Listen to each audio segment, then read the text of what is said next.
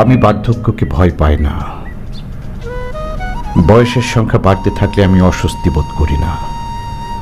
আমার ত্বকের কুঁচকে যাওয়া, চুলের রূপালী বর্ণ কিংবা হাঁটুর ব্যথা আমাকে বিব্রত করে না। আমি জানি বয়স মানেই পরিবর্তন, শরীরে, মনে, জীবনযাপনে। আমি একাকিত্বকেও ভয় পাই না। সময়ের সাথে আমি বুঝেছি একাকিত্বও কারো শাস্তি নয়, বরং নিজের সঙ্গে সময় কাটানোর আর এক নাম। আমি নিঃসঙ্গতার গহ্বরে হারিয়ে যেতে চাই না, বরং একাকিত্বকে বন্ধ করে নিতে চাই।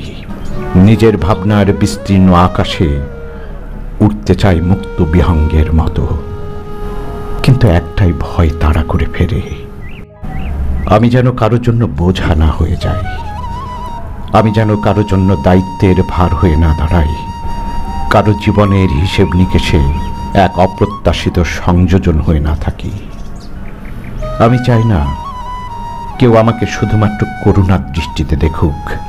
আমি চাই না আমার দুর্বলতাকে কেউ নিজের আত্মত্যাগের গল্পে পরিণত করুক।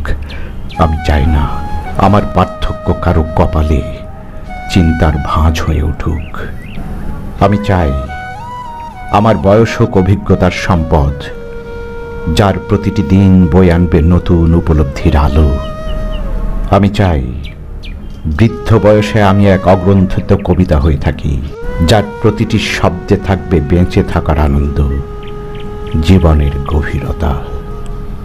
আমি চাই আমার শেষ বয়স হোক এক কাপ ধোয়া ওঠা চায়ের মতো, যার প্রতিটি চুমুকে থাকবে অতীতের উষ্ণতা, জীবনের গল্পের মিষ্টতা আর একান্ত নিজস্বতার প্রশান্তি।